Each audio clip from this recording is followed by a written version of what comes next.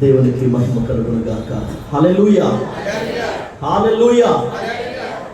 ముందుగా దేవాది దేవునికి కోట్లాది కృతజ్ఞతాస్తుతులు, మహిమ ఘనత ప్రభావాలు చెల్లించుకొనుచున్నాను. ఇక్కడున్న దైవజనులకు, కూడి వచ్చిన సంఘం అంతటికి కూడా పేరు పేరున ప్రత్యేకమైన వందనాలు.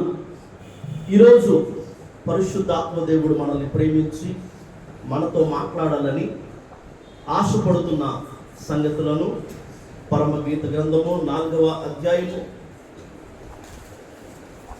పరమగీత గ్రంథము 4వ అధ్యాయము 16వ వచనంలో నుంచి చూద్దామా.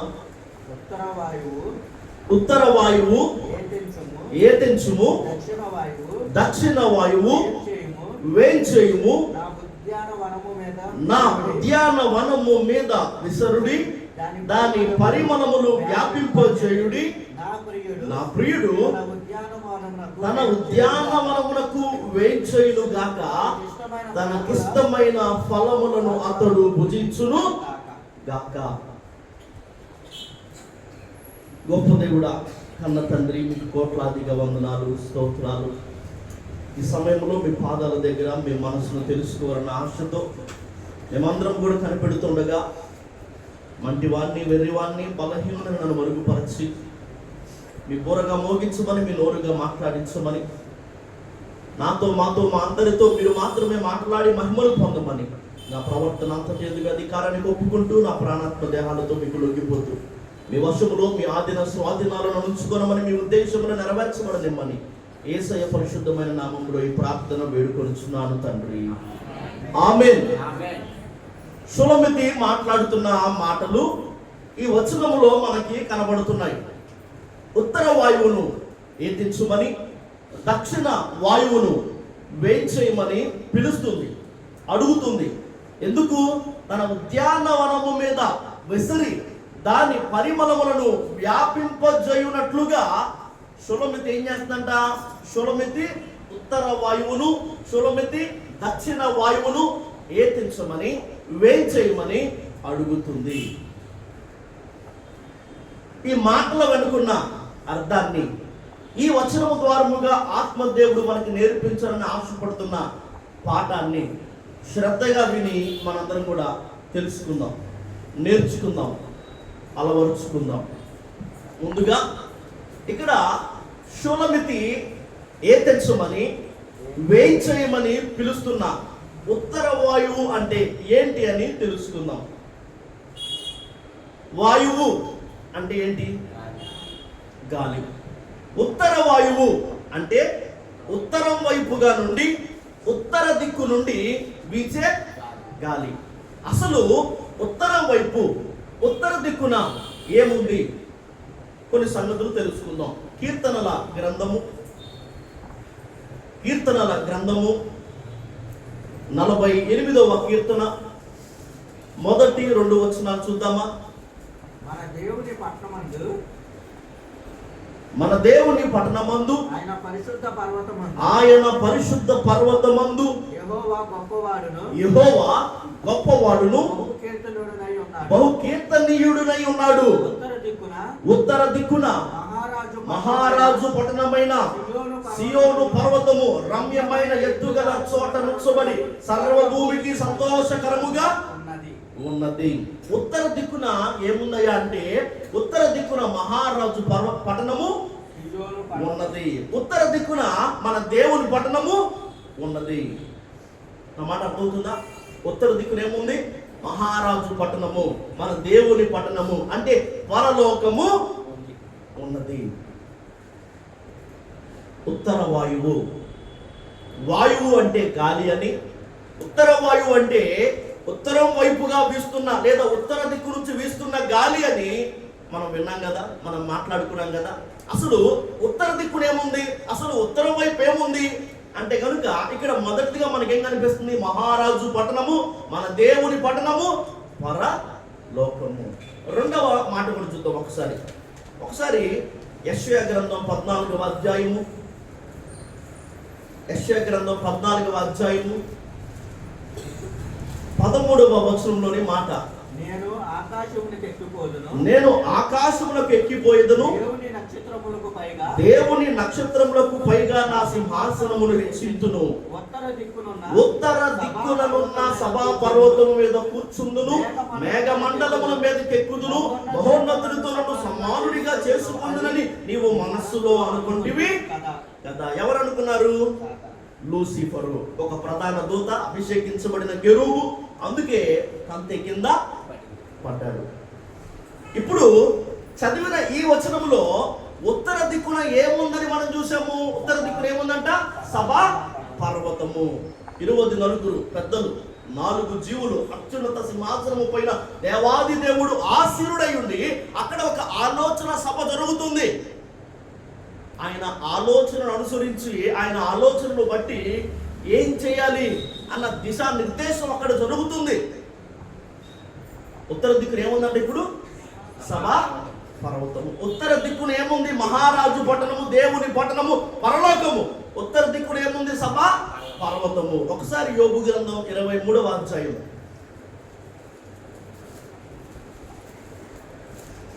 యోబు గ్రంథం 23వ అధ్యాయం 9వ వచనాన్ని కూడా చూద్దాం. ఆయన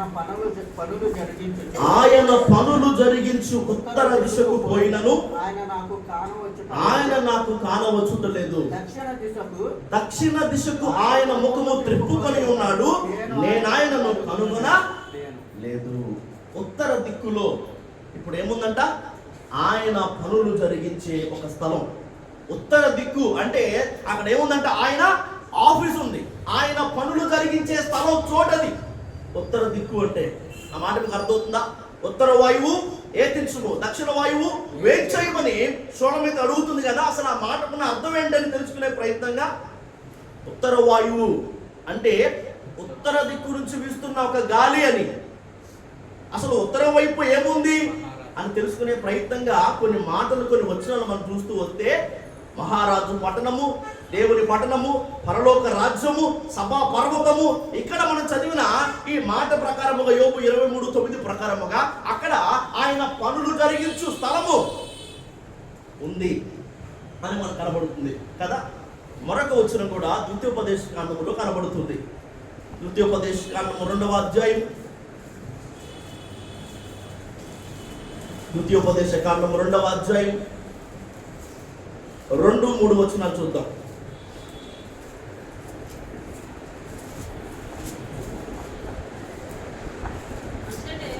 అంతటా యెహోవా నాకు ఈలాగు సెలవిచ్చెను, మీరు ఈ మన్యము చుట్టూ తిరిగిన కాలము చాలును, ఉత్తర దిక్కులకు తిరుగుడి. ఐగుప్తును విడిచిపెట్టారు, ఎర్ర సముద్రాన్ని దాటారు, కానీ ఎన్ని రోజులు ప్రయాణం చేస్తున్నా కూడా కానాను రావట్లేదంట. దానికి గల కారణం, వారు అరణ్యంలోనే చుట్టూ తిరుగుతున్నారు. దేవుడు వారిని ఆ రీతిగా తిరుగులాడా చేశాడు. అందుకు గల కారణం ఏందయ్యా అంటే కనుక వారి అవిధేయతే. అయితే వారితో దేవుడు సెలవించిన ఒక మాట ఏంటో తెలుసా? ఈ మన్నెము చుట్టూ మీరు తిరిగిన కాలము చాలు, ఉత్తర దిక్కులకు తిరగండి. అటువైపు ఏముంది? అటు తిరిగితే ఏమొస్తుంది? అటు తిరిగి ప్రయాణం చేస్తే ఏమవుతుంది? వాగ్దాన దేశము, కానాను. నా మాట అర్థమవుతుందా? చాలా మంది కూడా ఐగుప్తును విడిచిపెట్టారు, చాలా మంది కూడా ఎర్ర సముద్రాన్ని దాటారు, కానీ వాగ్దాన భూమి వైపుగా వారి ప్రయాణం వారు చేయట్లా. వారు అక్కడక్కడే వారు చుట్టూ తిరుగుతూ ఉన్నారంట. మన మెయిన్ గోల్ ఏంటి? రేపు ఉదయాన్నే మన్నా కూర్చుంది కాబట్టి ఆ మన్నాని మనం ఎలా కూర్చుకోవాలి, దాన్ని ఎలా మనం సంపాదించుకోవాలి, దాన్ని ఎలా మనం దాచుకోవాలి. లేదంటే రేపు ఉదయాన్నే నీళ్లు ప్రవహించబోతున్నాయి కాబట్టి మనం ఆ నీటిని ఎలాగ సేకరించుకోవాలి. పూరేలు పడుతున్నాయి కదా, ఎలాంటి పూరేలు మనం ఎదుర్కోవాలి. మన మెయిన్ గోల్ ఇదా, లేదా మన మెయిన్ గోల్ కానాను చేరడమా? చాలా మంది చుట్టూ తిరుగుతారంట, అక్కడక్కడే తిరుగుతున్నారు. అద్భుతాలు, స్వస్థతలు, ఆశీర్వాదాలు, అభివృద్ధి, సమృద్ధి ఇవన్నీ దేవుడు మనకు అనుగ్రహిస్తాడు కదా. మనకేది అవసరమో మన తండ్రికి తెలుసు. అయితే మన మెయిన్ గోల్ వీటి మీద పెట్టాలా, లేదా మన మెయిన్ గోల్ పరలోక రాజ్యం చేరడం మీద పెట్టాలా? ఐగుప్తును విడిచిపెట్టాం, ఎర్ర సముద్రాన్ని దాటాం, ఇప్పుడు మనం చేస్తున్న ఈ అరణ్య ప్రయాణం ఏదైతే ఉందో అందులో మనకేం కావాలో, అందులో మనకేం అవసరమో దేవుడు తప్పక మనకు అనుగ్రహిస్తాడు. ఎందుకంటే మీకు ఏది అవసరమో పరలోకపు తండ్రికి తెలుసు. అయితే నీ మెయిన్ గోల్ వేటి మీద ఉండాలి? స్వస్థతలు, సమృద్ధి, అభివృద్ధి, ఆశీర్వాదాలు, ఆరోగ్యం, వీటి మీద నీ ఫోకస్ ఉండాలా? లేదా పరలోక రాజ్యం చేరడం మీద నీ ఫోకస్ ఉండాలా? కదా, మన మెయిన్ గోల్ వాగ్దానము చేరుకోవడమే కదా, మన మెయిన్ గోల్ పరలోక రాజ్యం చేరడమే కదా. దేవుడు వారితో సెలవిచ్చిన ఒక మాటను తెలుసా? ఆయన ఇలాగూ సెలవిచ్చారంటే మీరు మన్నిమ చుట్టూ తిరిగిన కాలము చాలు, ఉత్తర దిక్కుకు తిరగండి. మీరు ఎక్కడెక్కడే తిరుగుతున్నారు. ఇదే లోకం, ఇదే శాశ్వతం అనుకుంటున్నారు. మీరు అసలు మెయిన్ గా ఫోకస్ చేయాల్సింది, మీరు మెయిన్ గా దృష్టి పెట్టాల్సింది దేని మీద? పరలోకం చేరడం మీద. అందుకే కదా ఐగుప్తును వదిలేసింది, అందుకే కదా ఎర్ర సముద్రాన్ని దాటింది, అందుకే కదా దేవుడు పగలు రాత్రి మేఘస్తంభంగా అగ్నిస్తంభంగా తోడుండి అన్ని తానే నడిపిస్తుంది. దేనికి? ఇక్కడెక్కడ చుట్టూ తిరుగుతామని కాదు, వాగ్దాన భూమి వైపుగా ప్రయాణం చేస్తాం. ఆ వాగ్దాన భూమిలో మనం అడుగు పెడతామని. ఉత్తర దిక్కున ఏముందయ్యా అంటే కనుక, ఉత్తర దిక్కున ఏముంది? మహారాజు పట్టణం ఉంది, దేవుని పట్టణం ఉంది, సభ పర్వతం ఉంది, వాగ్దాన దేశం ఉంది, పరలోకం ఉంది. ఉత్తర వాయువు. సోమితి ఇప్పుడు ఏతించమని వేయించమని అడుగుతుంది కదా. ఉత్తర వాయువు అంటే దాని అర్థం ఏంటయ్యా అంటే కనుక, ఉత్తర వాయువు, వాయువు అంటే గాలి, ఉత్తర వైపుగా నుంచి వస్తున్న లేదా ఉత్తర దిక్కు నుంచి వీస్తున్న గాలి. ఇప్పుడు ఉత్తర దిక్కున ఏముందయ్యా అంటే కనుక, ఉత్తర దిక్కున మహారాజు పట్టణము, దేవుని పట్టణము, సభా పర్వతము, దేవుని కార్యాలు జరిగించే స్థలము, ఆయన ఆఫీసు, పరలోకము. ఆ మాట మీకు అర్థమవుతుందా? ఇప్పుడు ఉత్తర దిక్కున పరలోకం ఉంది, అక్కడ మన దేవుడు ఉన్నాడు అంటే ఆయన యొద్ద నుంచి వీస్తున్న గాలి అంటే దాని అర్థం ఏంటి? ఉత్తర వాయువు వేయించేయమని సోలొమోను అడుగుతుంది కదా. ఉత్తర దిక్కునున్న పరలోకము నుంచి వీచే గాలి అంటే ఏంటి? అపోస్తలుల కార్యము 2వ అధ్యాయము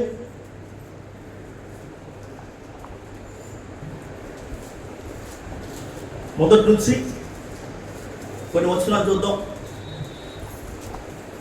అపోస్తలుల కార్యము 2వ అధ్యాయము 1 నుంచి 4 వచనాలు చూద్దాం. పెంతెకోస్తు పండుగ దినము వచ్చినప్పుడు అందరూ ఒక చోట కూడి ఉండిరి. అప్పుడు వేగముగా వీచు బలమైన గాలి వంటి ఒక ధ్వని ఆకాశం నుండి అకస్మాత్తుగా వారు కూర్చుండి ఉన్న ఇల్లంతయు నిండెను. మరియు అగ్ని జ్వాలల వంటి నాలుకలు విభాగింపబడినట్లుగా వారికి కనబడి వారిలో ఒక్కొక్కరి మీద రాలగా అందరూ పరిశుద్ధాత్మతో నింపబడిన వారై నిండిన వారై ఆ ఆత్మ వారికి వాక్శక్తి అనుగ్రహించిన కొలది అన్య భాషలతో మాట్లాడ సాగిరి. వేగముగా వీచు బలమైన గాలి ఆకాశం నుండి అకస్మాత్తుగా వారు కూర్చుండి ఉన్న ఇల్లంతటిని నింపెను కదా. ఇప్పుడు చెప్పండి, ఆకాశం నుండి వీచిన ఈ గాలి ఏంటి? పరిశుద్ధాత్మ అభిషేకం. చెప్పాలి, ఆకాశం నుండి వీచిన ఈ గాలి ఏంటి? పరిశుద్ధాత్మ అభిషేకం. ఉత్తర వాయువు అంటే ఏంటయ్యా అంటే కనుక పరలోకం నుండి దిగవచ్చు అభిషేకము. చెప్పాలి మాట, ఉత్తర వాయువు అంటే ఏంటి? ఇప్పుడు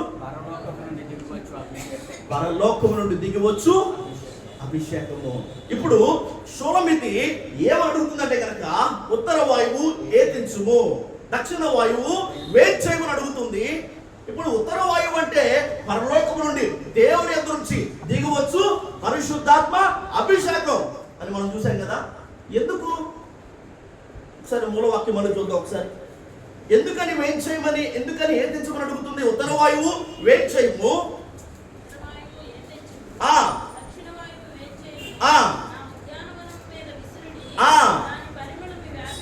అది నా ఉద్యానవనము మీద విసిరి దాని పరిమళములను వ్యాపింపజేయునట్లుగా. షోలొమోను ఏమని పిలుస్తుందంటే కనుక, షోలొమోను ఏమని అడుగుతుందంటే కనుక, ఉత్తర వాయువు ఏతించుము, దక్షిణ వాయువు వేయించేయుము. ఉత్తర వాయువు అంటే పరలోకము నుంచి లేదా పైనుండి లేదా దేవుని యొద్ద నుండి అనుగ్రహించబడు దేవుని పరిశుద్ధ అభిషేకం, పరిశుద్ధాత్మ అభిషేకం అని చూసాం కదా.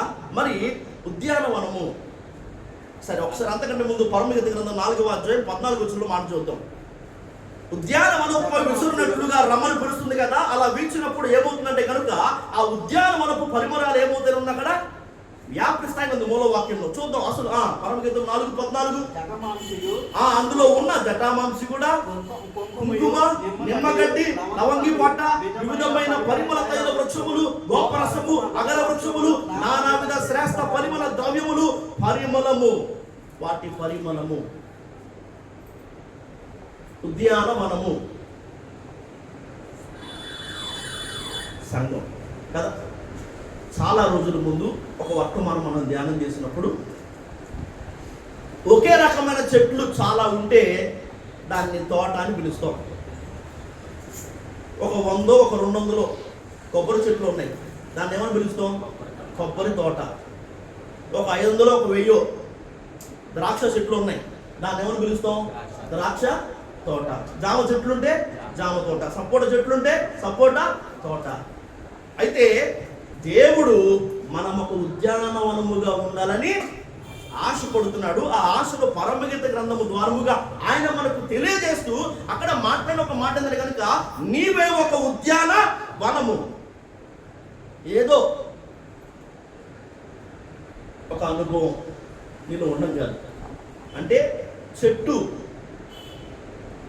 అనే ఈ మాట లేదా ఈ పదం ఒక అనుభవానికి గుర్తుగా ఉన్నట్లయితే కనుక, ఆ రోజు మనం ధ్యానించిన సంగతులు, చెట్టంత మనిషిని, నేను ఇక్కడ ఉన్నాను కనపడట్లేదా అంటాం కదా. అరే రేవులో తాడి చెట్లు అవి పెరిగావు, ఆ మాత్రం జ్ఞానం లేదా అంటాం కదా. అంటే చెట్లను లేదా మనుషులకు పోల్చి చెప్పడం కొత్త విషయం కాదు.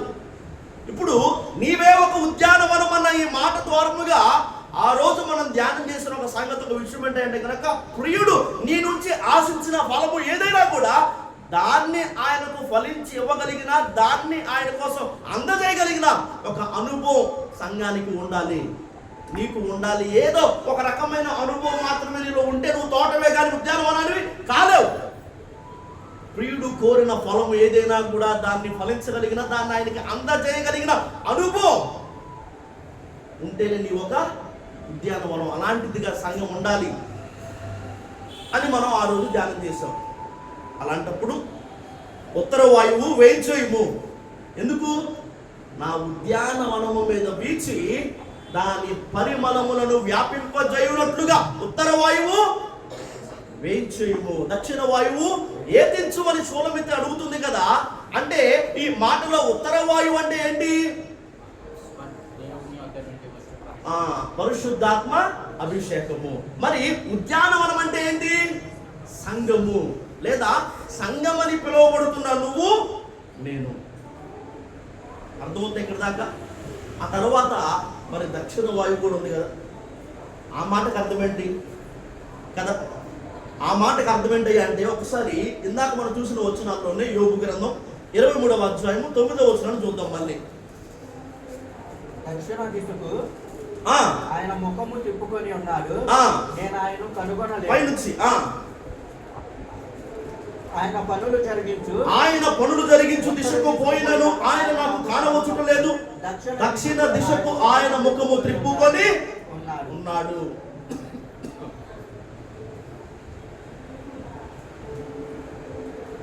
షూలమితి మాటల్లో మనకు వినబడుతుంది సంఘ కన్యక చేయవలసిన ఒక ప్రార్థన. అదేందయ్యా అంటే, షూలమితి అడుగుతుంది, ఉత్తర వాయువు ఏతించుము, దక్షిణ వాయువు వేయించేయము, నా ఉద్యానవనము మీద వీచి దాని పరిమళములను వ్యాపించినట్లుగా నువ్వు వేయించేయి, నువ్వు ఏతించు, నువ్వు నాపై, నా ఉద్యానవనంపై వీచు, విసురు అని అడుగుతుంది.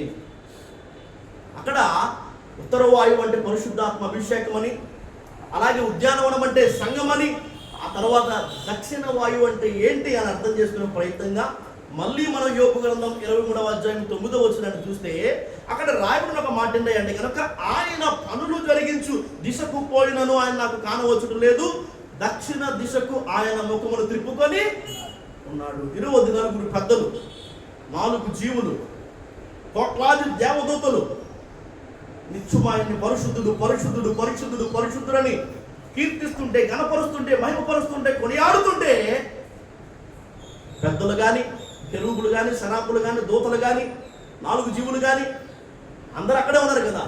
అయితే ఆయన మాత్రం దక్షిణ దిక్కులకు చూస్తున్నాడంట. అక్కడ ఏముంది? ఇప్పుడు ఇది తూర్పు అనుకో, ఇది పడమర, ఇది ఉత్తరం అనుకో, అదేమవుద్ది కదా. ఉత్తర దిక్కు పరలోకం అన్నాం. ఇప్పుడు దక్షిణ దిక్కున ఏమన్నట్టు? సంఘం ఉన్నట్టు. దక్షిణ దిక్కున ఏమన్నట్టు? సంఘం ఉన్నట్టు. ఆ మాట మీకు అర్థమవుతుందా?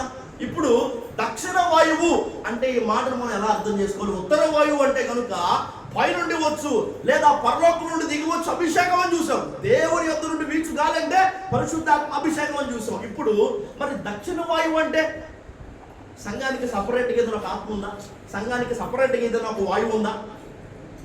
అంటే సొంత అభిషేకం కానీ సొంత ఆత్మ కానీ సంఘానికి ఏమైనా ఉందా? మరి ఈ మాటకు అర్థం ఉత్తర వాయువే సంఘం మీద వీచి అది దక్షిణ వాయువుగా మల్లుతుంది. అర్థమవుతున్నమాట?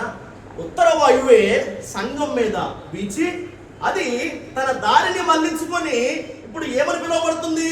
దక్షిణ వాయువుగా అది వీస్తుంది. ఈ మాట నువ్వు ఎలా అర్థం చేసుకోవాలి? ఉత్తర వాయువు ఏతించుము, దక్షిణ వాయువు వేంచేము. ఉత్తర వాయువు అంటే దేవుడు అనుగ్రహించు పరిశుద్ధాత్మ అభిషేకం. దక్షిణ వాయువు అంటే మరి సంఘానికి సొంతగా ప్రత్యేకంగా వేరొక ఆత్మ ఏమైనా వేరొక అభిషేకం ఏదైనా ఉందా అంటే లేదు. ఉత్తర వాయువే సంఘాన్ని తాకి అది ఎలా మళ్ళిందంట? దక్షిణ వాయువుగా వీస్తూ ఉన్నది. ఉత్తర వాయువు అంటే కనుక దేవుని అభిషేకము, దక్షిణ వాయువు అంటే దాని అర్థం తెలుసా? కడవరి ఉజ్జీవము. నా మాట అర్థమవుతుందా? ఉత్తర వాయువు అంటే దేవుని అభిషేకం, ఉద్యానవనం అంటే సంఘం, దక్షిణ వాయువు అంటే కడవరి ఉజ్జీవం. సంఘ కన్యక చేయాల్సిన ఒక ప్రార్థన సులమితి పరమగీత గ్రంథంలో చేస్తూ ఉంది. అదేంటయ్యా అంటే కనుక ఉత్తర వాయువు వేంచేయము, దక్షిణ వాయువు ఏతించుము. ఎందుకంటే కనుక నా ఉద్యానవనం పైన వీచి దాని పరిమళములు వ్యాపించినట్లుగా రమ్మని ఎసరమని సులమితి అడుగుతున్నది. ఈ రాత్రి ఈ వచనము ద్వారముగా ఆత్మదేవుడు మనకు నేర్పించిన ఆశపడుతున్న ఒక పాఠం ఏంటంటే కనుక ఉత్తర వాయువే పరలోకం నుండి దిగి వచ్చే ఆత్మ అభిషేకమే సంఘాన్ని తాకి దక్షిణ వాయువుగా కడవరి ఉజ్జీవముగా వీచి ఈ సంఘం అనే ఉద్యానవనములోని పరిమళములను అన్ని వైపులా వ్యాపించేట్టుగా చేస్తుంది. ఇందాక పరమగీత గ్రంథం 4వ అధ్యాయంలో మనం చదువుకున్నాం కదా. ఆ ఉద్యానవనంలో ఏమేమి ఉన్నాయంట? ఆ ఉద్యానవనంలో ఏమేమి ఉన్నాయి? జటామాంసి గాని,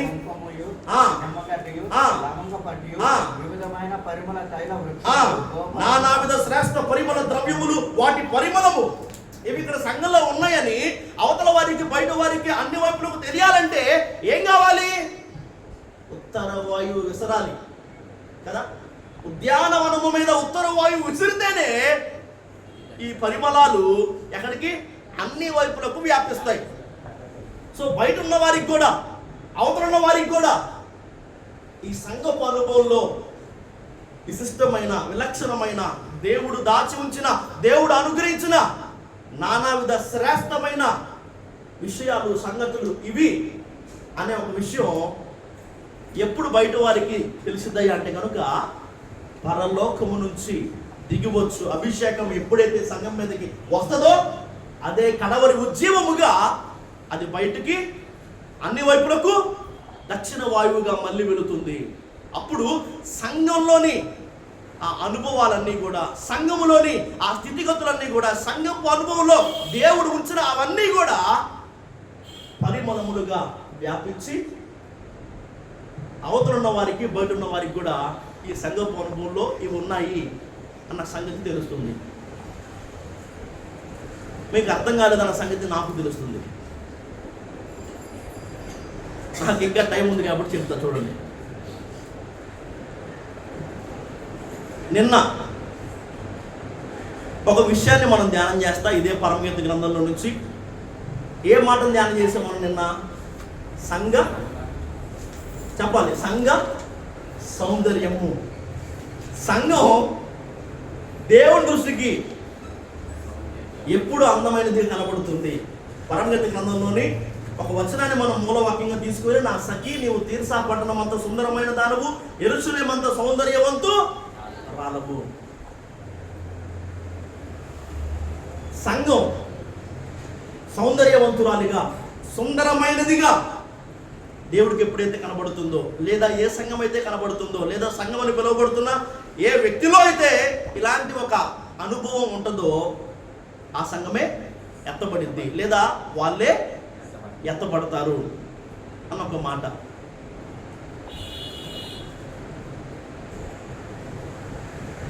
నాలుగు విషయాలు చెప్పాను నిన్న. అదేంటయ్యా అంటే అవి 7 విషయాలు. ఒక దైవజనుడు వర్తమానాన్ని సిద్ధపడేటప్పుడు వీటిని మనసులో పెట్టుకొని చెప్పిన సంగతుల్లో మొదటిది ప్రకృతి సంబంధులు. నీ వాక్యం వింటూ ఉండొచ్చు అంటే వాళ్ళెవరు? ఇంకా దేవుణ్ణి తెలుసుకొని వాళ్ళు, అంటే దేవుణ్ణి పూర్తిగా రుచి చూడని వారు, అన్యులు అనుకోండి, లేదా ఇంకా ఎలాంటి వారైనా అయి ఉండొచ్చు కదా. ఆ తర్వాత మిగిలిన వారు ఎవరు? ప్రకృతి సంబంధులు. ఆ తర్వాత శిశువులు అని చెప్పాను. ఈ శిశువులు ఎవరు అంటే కొత్తగా రక్షణలోకి వచ్చిన వారు. వాళ్ళకి పాలే కావాలి, బలమైన ఆహారాన్ని వారు ఆరాయించుకోలేరు. ప్రకృతి సంబంధులను, శిశువులను, ఆ తర్వాత శరీర సంబంధులను వాళ్ళు ఎవరయ్యా అంటే కనుక నామకార్థులు. రావడానికి బాగానే వస్తారు, వాక్యం వింటారు, కానీ వాక్య ప్రకారంగా వారు జీవించరు. ప్రకటించబడుతున్న వాక్యం వారి మనసులో ఉండకుండా అపవాది వచ్చి ఏం చేస్తారంట? ఆ వ్యక్తులను ఎత్తుకొని పోతాడు. వీళ్ళకి ఏంటంటే వీరు శరీర సంబంధులుగా ఉంటారు. అంటే శరీరానికి సంబంధించిన ఇప్పుడు లేఖనాలు మనం చూసినట్టుగా చుట్టూ తిరగడం ఇక చాలు, ఉత్తర దిక్కునకు చూడండి అన్నట్టుగా ఇక కేవలం ఈ శరీరానికి సంబంధించిన, లోకానికి సంబంధించిన విషయాల మీదే వీళ్ళ మనసు ఉంటుంది వాళ్ళు. నాలుగవది ఆత్మ సంబంధులు, అంటే వయసుకు వచ్చిన వాళ్ళు. వీళ్ళకి పాలే కాదు, వీళ్ళకి బిర్యానీ పెట్టినా కూడా అరిగింది, ఎంత తిన్నా కూడా వీళ్ళకి సరిపోదు. ఇప్పుడు ఒక వాక్యం ప్రకటించబడుతున్నప్పుడు నలుగురిని దృష్టిలో ఉంచుకొని ఒక వాక్యం లేదా ఒక అక్షయ ఆహారం వడ్డించినప్పుడు, నిన్న వాక్యాన్ని తీసుకుందాం. ప్రకృతి సంబంధులకు సంబంధించి నేనేం చెప్పాను వాక్యంలో?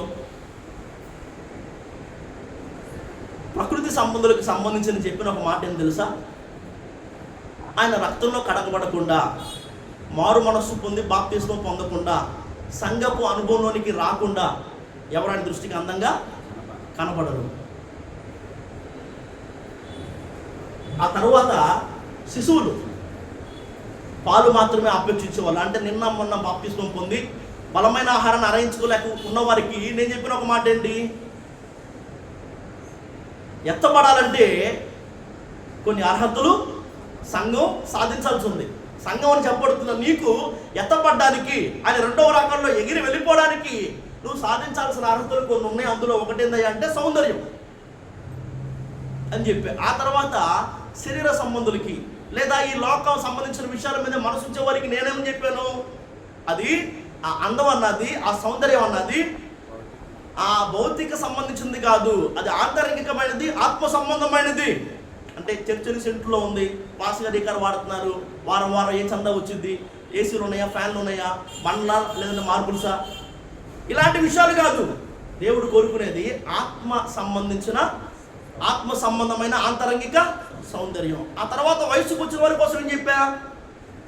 7 విషయాలుగా వాటిని విడమరచి ఒక్కొక్క మాటను అంతంతసేపు వాటిని వివరించా. నా మాట అర్థమవుతుందా? అలాగే ఈ రాత్రి కావచ్చు, ఏ రోజైనా కావచ్చు, ఇందులో అసలు కష్టమైన ఒక అర్థం కాని ఒక సబ్జెక్టులా ఉందని అనుకుంటే వాక్యం నిలబడి ప్రకటించడం నా వంతు. ఇప్పుడు ఏం చెప్పనదో నాకు తెలియదు. ఉదయం నుంచి దేవుని పాదాల దగ్గర పట్టుకొని ఏడ్చి ప్రార్థన చేసి, అయ్యా మీరు ఏం మాట్లాడాలనుకుంటున్నారని తెలుసుకొని వాటిని నా మనసులో దాచుకొని ఇక్కడికి రావడమే నా వంతు కదా. ఎవరెవరికి ఏది వెళ్ళాలి, ఎవరెవరు దేన్ని రిసీవ్ చేసుకోవాలి, ఎవరెవరికి ఎంత అర్థం కావాలి, ఎవరెవరి వాటా ఏది, ఎవరెవరి భాగం ఏదని ఆయన డిసైడ్ చేస్తాడు. మీ ఆత్మీయ స్థితి లేదా ఆత్మీయతలో మీరున్న లోతు, వయసును బట్టి మీకు ఏమేమి అర్థం కావాలని అది అర్థమవుద్ది.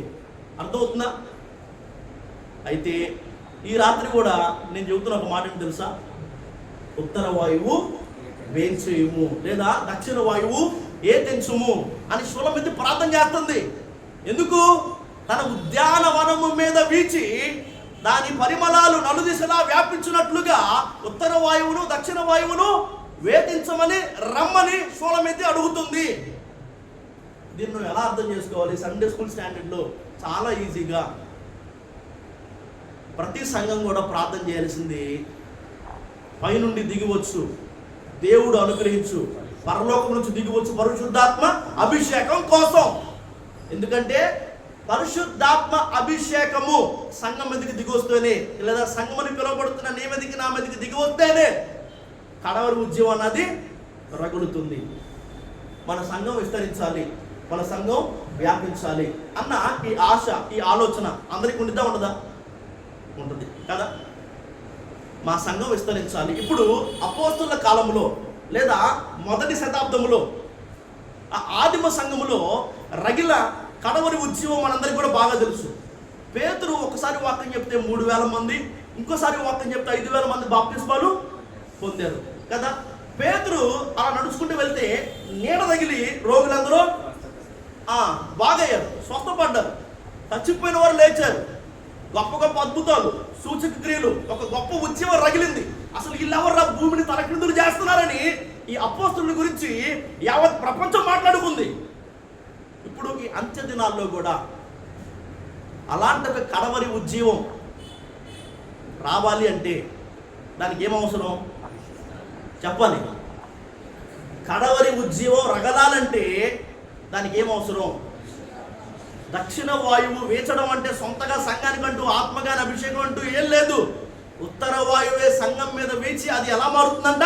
దక్షిణ వాయువుగా ఉద్యానవనము మీద వేయడాన్ని బట్టి ఇందులో ఉన్న సంఘములో ఉన్న విశిష్టతలన్నీ కూడా, పరిమళాలన్నీ కూడా నలు దిశలకు వ్యాపిస్తున్నాయి. ఇప్పుడు కడవరి ఉద్యమము రగలాలంటే, లేదా సంఘము నానాటికి క్షేమాభివృద్ధిని చూడాలి, పొందాలి అంటే ఆదిమ అపోస్తుల కాలము నాటి అలాంటి ఒక ఉద్యమం ఈ రోజును కూడా బయలుదేరాలంటే అందుకేం అవసరం? పరిశుద్ధాత్మ అభిషేకం అవసరం. సండే స్కూల్ పిల్లలకి ఈ మాట ఏది? పరిశుద్ధాత్మ అభిషేకం చాలా అవసరం. ఎందుకు? కడవరి ఉద్యమం రగలాలంటే. ఓకేనా? ఆ తర్వాత వయసుకు వచ్చిన వాళ్ళు ఈ మాటలు అర్థం చేసుకునే ప్రయత్నం చేయండి. షూలమితి చేస్తున్న ప్రార్థనే ఈనాటి మన ధ్యానాంశం. ఉత్తర వాయువు ఏ తెంచుము. సంఘం, సార్వత్రిక సంఘం అంతా కూడా చేయాల్సిన ప్రార్థన ఇది. ఏమని? ఉత్తర వాయువు ఏ తెంచుము అంటే, అయ్యా నీ పరిశుద్ధాత్మ అభిషేకం, ఆయన చెప్పాడు కదా, అంత్య దినముల్లో నా ఆత్మను అందరి మీద కుమ్మరిస్తానని. ఇప్పుడు ఇంకా అర్థమయ్యే మాటలో ఉత్తర వాయువు అంటే కడవరి వర్షం, దక్షిణ వాయువు అంటే కడవరి ఉద్యమం. అయ్యా నీ ఆత్మాభిషేకాన్ని నాకు అనుగ్రహించు, నీ ఆత్మాభిషేకాన్ని సంఘం మీద ఉంచు అని ప్రతి సంఘం, లేదా సంఘం మనం పిలువబడుతున్న సంఘంలో చేర్చబడిన ప్రతి వ్యక్తి కూడా ప్రార్థన చేయడం చాలా చాలా అవసరం. నా మాట అర్థమైందా? ఎందుకు ప్రార్థన చేయాలంటే నశించిపోతున్న వారు అనేకుడు. రోజు రోజుకి మతం బయటరెగిపోతుంది. రోజు రోజుకి సంఘం చిత్రహింసలకు గురి కాబడుతుంది. అయితే ఎంతగా అణచాలం చూసినా, ఎంతగా లేకుండా చేయాలని ప్రయత్నించినా, ఎన్ని హింసలు పెట్టినా కూడా సంఘం నానాటికి ఆ మొదటి శతాబ్దంలో ఏ రీతిగా ప్రబలిందయ్యా, ఆ కడవరి ఉద్యమం ఎందుకు రగిలిందయ్యా అంటే కనుక పరిశుద్ధాత్మ అభిషేకం సంఘం మీదకి దిగి రావడాన్ని బట్టే. అసలు అంతవరకు శిష్యులు ఎలా ఉండేవాళ్ళు? ఏ ఉపమానం చెప్పినా అసలు అర్థం కాదు కదా. ఏ చిన్న చూసిన వాళ్ళు భయపడేవాళ్ళు. ప్రతిదానికి వాళ్ళకి అల్ప విశ్వాసం. యేసుక్రీస్తు ప్రభువు వారిని ఎప్పుడైతే శిలువకు అప్పగించారో అందరూ మారిపోయారు. ఎప్పుడైతే పై నుండి వచ్చు శక్తిని పొందుకున్నారు, ఎప్పుడైతే పెంతుకోస్తు పండుగ దినమందు పరిశుద్ధాత్మ చేత సంఘం అభిషేకించబడిందో, ఒక్కొక్కడు ఏ రీతిగా మారిపోయాడంటే కనుక వీళ్ళు జాలరులు కదా, వీళ్ళు పామరులు కదా, ఇంతటి పాండిత్యం వీళ్ళకి ఎక్కడిది? చావు అంటే భయపడి పారిపోయిన ప్రతి ఒక్కరు కూడా దేవుని కోసం హతసాక్షులు కావడానికి తయారైపోయారు. యేసు ఎవరో తెలియదని అబద్ధం ఆడిన 3 సార్లు అబద్ధం ఆడిన పేతురు తలకిందులుగా సిలువే పడ్డాడు. రాళ్లతో కొట్టబడ్డారు, రాంపాలతో కోయబడ్డారు, ఇటులతో పొడిచారు, నూనెతో కాల్చారు, రకరకాల హింసలు అయినా వాళ్ళు భయపడలేదు. ముందు ప్రతి చిన్నదానికి భయపడేవాళ్ళు. ఏసైని చూసి భయపడే సందర్భం కూడా ఉంది. నీళ్ళ మీద నడిచి వస్తుంటే ఏది అర్థమయ్యేది కాదు. కష్టం రాగానే, శ్రమ రాగానే ఆయన వదిలేసి పారిపోయారు. కానీ ఎప్పుడైతే ఈ పెంతెకోస్తు పండుగ దినం రోజు పరిశుద్ధాత్మ అభిషేకంతో వారు నింపబడ్డారో వారి బ్రతుకు రూపాంతరపరచబడింది. కడవరి ఉద్యమం వారి ద్వారముగా రగిలింది. ఈ అంత్య దినాల్లో కూడా ఈ సంఘం ద్వారంగా లేదా సార్వత్రిక సంఘం ద్వారంగా అలాంటి ఒక కడవరి ఉద్యమం రగలాలంటే కడవరి వర్షం కురవాలి. అర్థమవుతుందా? అందుకు సంఘమంతా కూడా చేయాల్సిన ప్రార్థన ఏంటి? ఉత్తర వాయువు ఏతించుమని షూలమితి ఏ రీతిగా అయితే అడుగుతుందో, అయ్యా నీ పరిశుద్ధాత్మ అభిషేకంతో నన్ను, నా సంఘాన్ని నింపు అన్న ప్రార్థన నువ్వు చేయాలి. అది చాలా అవసరం. ఇప్పటికే చాలా సందర్భాల్లో చాలా రీతులుగా పరిశుద్ధాత్మను పొందుకోవడం ఎలా అని మనం ధ్యానం చేసాం కదా. గుర్తులే ఆ మాటలు ఎవరికైనా కూడా? మనం వేటి కొరకు కనిపెట్టాలి అని ధ్యానం చేస్తా. మనం ఆయన వాగ్దానాల కోసం కనిపెట్టాలని, మనం పరిశుద్ధాత్మ కోసం కనిపెట్టాలని, మనం ఆయన రాకడ కొరకు కనిపెట్టాలని ధ్యానం చేస్తా. పరిశుద్ధాత్మ కొరకు మనం కనిపెట్టాల్సిన పద్ధతి ఏంటంటే, వారు దేవాలయములో ఉపవాసం ఉండి ఏక మనసుతో ఎడతెగక ప్రార్థన చేస్తా కనిపెట్టి పరిశుద్ధాత్మను పొందుకున్నారు. గడప కమ్మల పునాదులు అదిరే శక్తివంతమైన ఆరాధన జరుగుతున్నప్పుడు మనం ఏం చేయాలంట? ఎడతెగక స్తోత్రం చేస్తూ పరిశుద్ధాత్మను పొందుకోవడం కోసం మనం కనిపెట్టాలని. ఆ తరువాత అభిషక్తులైన వారు మీద చేతులు వచ్చురాన్ని బట్టి కొందరు పరిశుద్ధాత్మ అభిషేకాన్ని పొందుకున్నారని, ఆ తర్వాత అపోస్తుల బోధలో నిలిచి ఉండడాన్ని బట్టి, ఆ తర్వాత ఆత్మపూర్ణమైన వారి సహవాసంలో మనం ఉండడాన్ని బట్టి ఆ రీతిగా మనం పరిశుద్ధాత్మ కొరకు కనిపెట్టి ఆ పరిశుద్ధాత్మ అభిషేకమును మనము పొందుతాము అని ధ్యానం చేసాం. ఈ మాటలు మీకు మళ్ళీ ఎందుకు పరిచయం చేస్తున్నాను, మళ్ళీ ఎందుకు జ్ఞాపకం చేస్తున్నాను అంటే కనుక, ఈ అంత్య దినములలో కడవరి ఉజ్జీవం రగలాలంటే కడవరి వర్షం కురవాలి. లేఖనంలో ఒక మాట ఉంది, ఏం తింటామో ఏం తాగుతామో అని మీరు చింతించద్దు. ఆ మాట ఎక్కడుంది చూద్దాం ఒకసారి. ఆ మాట కూడా చూపించిన మాట నేను ముగిస్తాను. మత్తయి సువార్త 6వ అధ్యాయం, మత్తయి సువార్త 6వ అధ్యాయంలో మనకి మాట కనబడుతుంది. ఏమని? ఏమి తిన్నామో ఏమి త్రాగుతామో అని వీటిని గురించి విచారించొద్దు. లేదు, మీరు ఏం చేయాలి? మత్తయి సువార్త 6వ అధ్యాయం 8వ వచనం, మీరు మీ తండ్రిని అడుగక మునిపే మీకు అక్కరగా ఉన్నవేమో ఆయనకి తెలియను. మత్తయి సువార్త అదే 6వ అధ్యాయం 33వ వచనం, కాబట్టి మీరు ఆయన నీతిని రాజ్యంలో మొదట వెతకండి, అప్పుడు అవన్నీ కూడా మీకు అనుగ్రహించబడతాయి. ఏం తినాలి, ఏం తాకాలి, ఏం ధరించుకోవాలి, ఇప్పుడు ఏంటి అని వీటిని గురించి మీరు చింతించొద్దు. ఎందుకంటే తెలుసా, ఇవన్నీ కూడా మీకు అవసరం అని మీరు అడుగక మునిపే పరలోకమందున మీ తండ్రికి తెలుసు. ఆయన మంచోడు, మనసున్నాడు కాబట్టి ఇవి మీకు అవసరం కాబట్టి ఆయన వాటిని మీకు అనుగ్రహిస్తాడు.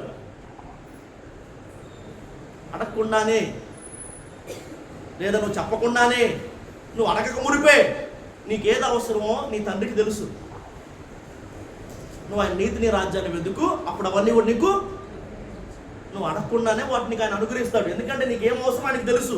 అయితే నువ్వు ఆయన నీతిని రాజ్యాన్ని వెతకాలి కదా. ఒకసారి ఈ మాట చూద్దాం. లూకా సువార్త 11వ అధ్యాయం 13వ వచనం. అయితే ఆయన అడగమని చెప్పింది ఒకటి ఉంది. లూకా సువార్త 11వ అధ్యాయం 13వ వచనం, పరలోకమందున్న మీ తండ్రి తన్ను అడుగు వారికి పరిశుద్ధాత్మను ఎంతో నిశ్చయముగా అనుగ్రహించును. నువ్వు అడగక మునిపే మీ తండ్రికి మీకేవి అక్కరగా ఉన్నాయో తెలుసు. కనుక వీటిని గురించి మీరు చింతించద్దు, విచారించద్దు. మొదట నీతిని రాజ్యాన్ని వెతకండి, అప్పుడు అవన్నీ కూడా మీకు అన్యాతాయి అనుగ్రహించబడతాయి అన్న మాట ఒక దగ్గర ఉంది. మరొక దగ్గరేమో పరలోకమందున మీ తండ్రి తను అడుగు వారికి ఎంతో నిశ్చయముగా పరిశుద్ధాత్మను అనుగ్రహించు. ఇప్పుడు నువ్వు అసలు మెయిన్గా అడగాల్సింది దేనికోసం? అద్భుతాలు, స్వస్థతలు, సూచక క్రియలు, సమృద్ధి, ఆహారం, నిద్ర, వీటి కోసం అడగాల? నీ మెయిన్ గోల్ ఇదా, లేదంటే పరలోక రాజ్యమా కదా?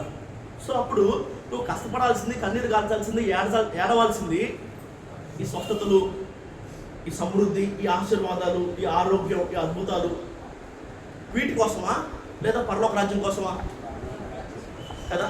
అవును కదా. ఆయన నిన్ను అడుగు అని చెప్పింది ఒకటి ఉంది. అదేంటో తెలుసా?